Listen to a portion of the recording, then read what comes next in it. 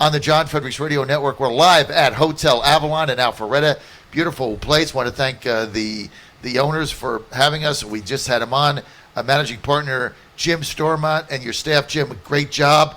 And we got a great roundtable right here, live in our mobile studio at the Avalon Hotel, is former congressman, former candidate for U.S. Senate, and now candidate for Congress again, Dr. Paul Brown, trying to get back to Congress from the 9th District.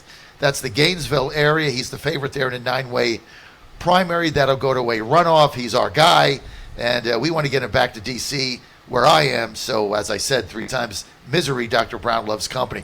Also with us, the Gooch is with us, state senator from one of my favorite cities in America, Dahlonega, Georgia. We're so happy to have him here live. State Senator, Republican Steve Gooch from Dahlonega. Steve, you and I go back, too. I don't know how many, a long time. When you first got elected, you were one of my go-to people when I owned the Beacon. When I had to get you to weigh in on some stupid thing that happened in the General Assembly, I called you first. You always gave me the best quotes.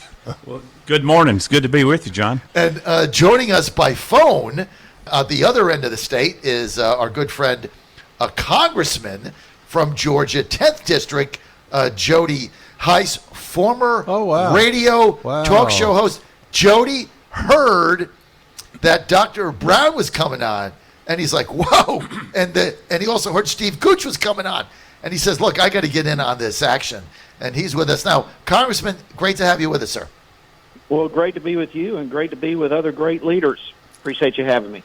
Well, I'll tell you what, this guy right here, Jody Heiss, is a hero of mine. He has been absolutely phenomenal serving the 10th District in Georgia. The most conservative congressman that this state has. And I'll tell you what, I applaud the great job that Jody Heiss has been doing. And good to talk to you, Jody. Welcome. Well, you too. I'm excited that you're here this morning with us. Well, I am too. Thank you. But Jody, we're trying to get the good doctor back to Washington, so you can have some more allies there than you've got right now. I'm gonna start with you, Jody, Congressman, 10th District Republican Jody Heiss with us. I'm going to start with you here in our roundtable. Georgia opening for business, but we still got these doctors getting on TV, these swamp monsters telling us you still have to be afraid to go outside. We've got 3 studies now showing us that probably 99.7 to 0.8 of people who get the virus get over it in a week or so. You've seen those studies. What is going on in Congress, and why aren't you guys back at work? Hey, we need to be back at work. We've been screaming about getting back in work. It's pretty disingenuous for us to be saying, let's reignite the economy, let's go back to work, and Congress itself is not back to work. So, there are many of us trying to speak boldly to Nancy Pelosi and say, let's get back to work. There's no reason for us to be at home, and there's work to be done. But, ultimately that decision is going to be hers. What we just heard yesterday is the 11th we will be going back to work. It was scheduled to be the 4th, this coming Monday, but just this week they pushed it back one more week. But why? It's very disingenuous for us to be talking about reigniting the economy while we're not ourselves going to work. I mean, what type of an example does that set? I'm here in Georgia where it's open for business. I've got business owners telling me here that they can't open because their people don't want to go back to work because they're making more money on unemployment. They're staying home. And we're going to get Steve involved here in a minute from Dahlonega. But, I mean, what type of an example does it set where you have the House of Representatives, the People's House, saying, I'm going to stay home because I'm scared? What message does that send? Well, it sends a terrible message, and that's the whole point. That's the reason we need to be back at work. Look, we all know, everyone knows, the high-risk individuals with this virus are the elderly and those with immune-compromised systems. And we need to protect them. They need to take care of themselves. But the rest of us, with caution, with social distancing, whatever you determine safe measures, we need to go about our daily lives and get back to work, get back to doing our routine living. There's the chances of a catastrophic scenario with a healthy person is enormously slim. And, it's sad that we find ourselves in this position. It's not a situation we could have or should have found ourselves, but we are. And fear has prevented people from having a willingness to go back to work, get back to their routine living. But it's time for us to do so. We know the high-risk people. Let's keep them safe. And the rest of us, let's get up and get going. John, from a medical perspective, too, is that people that are scared, if they would just take a breath and sit back and do the things that are necessary to prevent themselves from getting infected, just the same way that they would do to prevent a flu outbreak in the society, in their community. And those basic things are: don't be in the face of somebody that's coughing. If you're coughing, stay away from other people if you are sick, and just wash your hands. I've never had the flu as an adult. In fact, I've never missed a day of work for illness in 40 or 50 years now. But and doctors wash our hands frequently, and that's why we stay healthy, I think. And don't pick your nose. So those very simple things will help. Very simple things will help people. Plus, the other reason from having this. The other reason you haven't had the flu in 4 decades is because you married up. I want to get to Steve, Senator Steve Gooch here. Steve, Dahlonega, one of my favorite cities. I mean, you talk to business owners there, right? Every day. It's the area you represent. What are they saying? What are you hearing? Well, a month ago, people were worried and scared, and they all took cover because they thought this pandemic was going to just come through the communities in a widespread manner. And after 30 days or so, we have 25 cases in Lumpkin County, which is a population of 30,000. And now people are wondering, how long does this last? How long do we need to listen to the national media say, stay home, stay home, stay home? Meanwhile, their cash reserves are drying up. Their businesses are suffering. Their employees don't want to come to work because they're being told by the media to stay home. And so they're worried about losing their livelihoods now. And so the fear of the virus isn't as strong as the fear of losing their future and their businesses. So people are ready to get back to work. I've noticed traffic just in the last 30 days. It went from almost no cars on the road to where we're seeing a good flow of traffic again. I came down 400 this morning without any problem. This is a very unusual traffic pattern.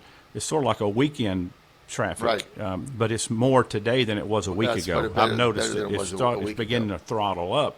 So people are saying, okay, let's go back to work. Let's, the governor has been a tremendous leader, Governor Kemp. He sort of busted the door down a week or so ago, and other states are now seeing that Georgia's going back to work. It's time that we go back to work. And some of your more Republican and more conservative leaders around the country, the governors, are saying, okay, they're doing this. I think it's time for us to do it as well. So I think you're going to put all of these conservative leaders together, and they're going to continue to work together, and we're going to get the economy going again in the next 30 to 60 days. Let's get just for a second. Let's get to Congressman Jody Hice. Jody, let me just ask you this straight up. The president last night indicating that he's in favor of a infrastructure bill, $2.5, $3 trillion. I'm sure that your speaker will try to put solar stuff in it, Green New Deal, whatever other nonsense they throw in there. And he says, look, we need to jumpstart the economy, get people back to work, and we need to rebuild our infrastructure.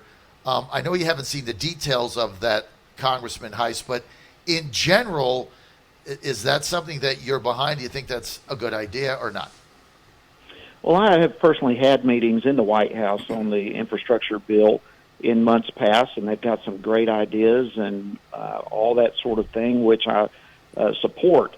On the other hand, we've just spent $3 trillion, pushing $3 trillion in the last few weeks on this coronavirus deal, and I'm still myself asking, among other things, how are we going to pay for this? We don't have this kind of money just sitting in a cookie jar someplace, and And in addition to that, we have a massive expansion of government that's from this, as well as the expansion of our national debt and threat to civil liberties and all these kinds of things. So, although theoretically I'm very much in favor of an infrastructure bill coming, I'm very dubious as to whether or not now is the time for that. We've got to get our financial house in order. And I was encouraged when I was in the White House dealing with this infrastructure bill several months ago that they were looking at creative ways to pay for it, not just through taxes, but through state and local partnerships and the business community partnerships. And so they had some creative ways with that, which was very encouraging to me. But now that we've just spent such an enormous amount and committed such an enormous amount, I think we need to sit back and be very, very cautious with where we go from here financially. What we've just done with this pandemic is absolutely non-sustainable and non-duplicatable for future emergencies. And we've got to be sure that we're getting our financial house in order. Dr. Brown? Well, I agree with that. And, certainly, constitutionally, a federal highway system is part of what Congress should be doing. We have big infrastructure problems all across the country. You can just drive around Georgia, which typically has a pretty good road system, but we've got potholes and other problems, and we've got a tremendous transportation problem around the city of Atlanta. So that is something that we need to do. In the Constitution, they were called postal roads, but it is something that the federal government needs to be doing. Frankly, what Senator Gooch, my good friend from Lumpkin County, should be doing is we should be keeping those transportation tax dollars here in Georgia instead of sending them to Washington, D.C. Amen. And fueling a big transportation bureaucracy up there. And if we could keep the fuel taxes here in Georgia, we'd have a whole lot more money to fix if they go with a infrastructure plan, Dr. Brown and Senator Gooch, you guys would be in favor of just block granting it to the states, right? I would, yes, absolutely. I think the states can do. Federal government is not good at anything except for stealing our money and wasting it. And so I would like to see us have a total dynamic change in how we're dealing with federal money and keep it in the state instead of sending it to Washington, D.C. to begin with. And that's what I'll work on when I get to Congress. But absolutely now, under the current situation, I'd like to see it block grant and let Steve and his colleagues in the Senate and my friends in the House and the governor and GDOT deal with it, because they know a lot better than any government bureaucrat in Washington, D.C. would know how to spend the money here in Georgia and where it's needed here in Georgia. So I think Steve should be, and his colleagues in the Senate and colleagues in the House and the governor and GDOT should be directing all that kind of transportation infrastructure improvement that we desperately need here in the state. I totally agree with what you're saying, Dr. Brown. In fact, I was on the DOT board for a couple of years before I was elected to the state Senate. And so being on the DOT board, I saw the inside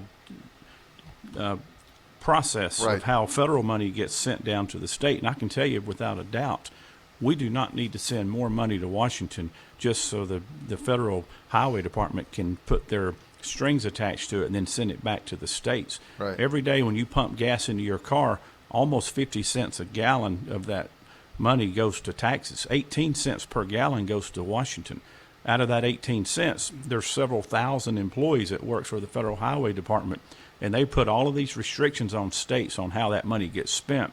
So if we use federal money to build a highway in Georgia, it costs 30% more money to build that federal project. If we do it ourselves through the state, we can do it faster and cheaper. So they should just block grant. Absolutely. We do not need to spend more money any more money on gasoline that goes through the D.C. process. It is terrible. It's terrible. Congressman Heiss with us, Jody Heiss, Republican 10th District. Thanks for being with us in this roundtable here live. And Georgia, we're also with Senator from Dahlonega, State Senator, Republican Steve Gooch, former congressman, and now leading congressional candidate, District 9, Republican Dr. Brown. Congressman Heiss, let's get to, there's a movement now by some Republicans in Congress to really hold the Chinese Communist Party accountable for this virus, the lies they told to the WHO. They let people fly to the United States and Italy and Europe, but not fly to Beijing, so they knew about it. I had Steve Bannon on the other day. He's in favor of stripping the Chinese of their sovereign immunity, seizing their funds and assets, canceling the debt. Is any of that workable? It's probably not. We had a briefing on that just this past week, and the reason that particular method probably is not going to work is because these debts are not exclusive to China. The multiple nations are involved with it. So when you start just canceling the debt, it's not going to just direct go against China. There's a lot of other nations that are impacted by that. So realistically, they were saying that's probably not an option that's going to be able to be done. But that being said, there's no question that we're going to have to deal with China. I tweeted just before coming on the show here that we've got to take action against China, and very minimally, I mean, like immediately, one of the things that needs to happen is in our own federal retirement plans. We need to quit investing in China. It's stunning that when people find out that our retirement plans invest in China. Why in the world would we be investing in a country that's wanting to destroy us ultimately? Makes no sense to me. But there are multiple avenues and ways that we can, and I'm sure we will, retaliate along some sort of line. But it's going to need to be done rather diplomatically as well. As you know, we just had phase one of a trade deal with China. And so there's some degree of tight roping and diplomacy that's going to need to walk through this thing, at the same time make a clear message and a clear statement that we are no longer going to be dependent upon China, and that they will pay for what they have done to the world with this virus and what they're doing to the world otherwise. I mean, China is taking tremendous steps towards becoming domineering in the world, and we need to take control of this. And remember, they are a communist nation, and they don't tell the truth, and they are manipulative, and so we're going to deal with this. What that's going to look like, I don't exactly know right now, but there are several options on the table. I think the main thing, and I'm going to get to Senator Gooch here, the main thing, Steve, is getting our supply chains back from China. And, you know, you represent a district that got annihilated, right? Lost a ton of manufacturing jobs. The carpet district gone. I mean, when I first moved to Georgia, I came down, I don't know, 75, I think, and I went through Dalton. Right. And it was the carpet capital of the world, yep. Right? There were thousands of jobs. There were factories. Now you go through there, they're all gone. They all went to China. Empty buildings. There's a lot of empty buildings in Dalton. I do not represent the Dalton Whitfield County, but it's in Northwest Georgia. Familiar with it. Yes, sir. But I was honored to be invited to the White House a couple months ago when President Trump signed the Chinese trade agreement phase one. And so I can see the leadership that he has put forth in this over the last couple of years, and it's phenomenal. The progress that's being made up until now, things have shifted, and we're talking about the virus nonstop 24/7. But we've got to continue to work on that trade imbalance, and we've got to bring those jobs back to America. And I think the president is on the right track. We need to continue to support his efforts in that, and bring those jobs back to Georgia and other parts of North America. Dr. Brown, when you were in Congress, you were one of the only people that were with me. I've been anti-China for some time. I didn't think they should have gotten in the World Trade Organization.